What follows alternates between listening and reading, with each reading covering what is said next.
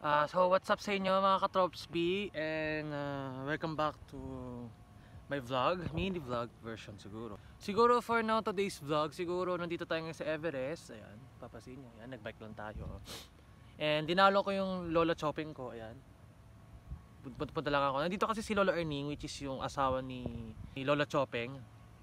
Yun nga mga ka-Trops B. So dumalo lang tayo ngayong umaga. Anong oras ba ko yun? It's already 8:28 na po ng umaga. Numalaw lang ako saglit. Out of nowhere, napag-isip ko na dalawin ko kay lola ko. Kasi lately kasi napapanaginipan ko kasi, pero siguro baka kailangan niya ng dasal. So,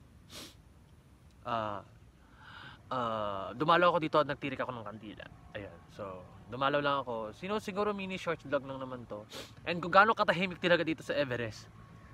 Talaga, to be honest.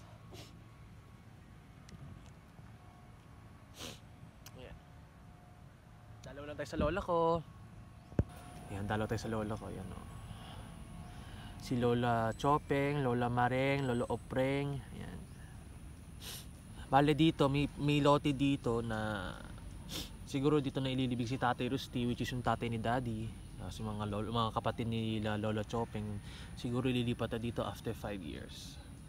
Ayan, siguro i-ready na rin to. Ayan. Nagbike lang ako, guys. Ayun, no?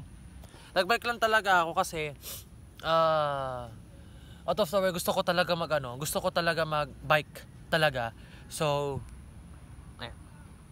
ayun, nagkikaw kandila kaso namamatay kasi sobrang lakas ng hangin. Pero look at the view, tinan mo. Ang clear ng sky.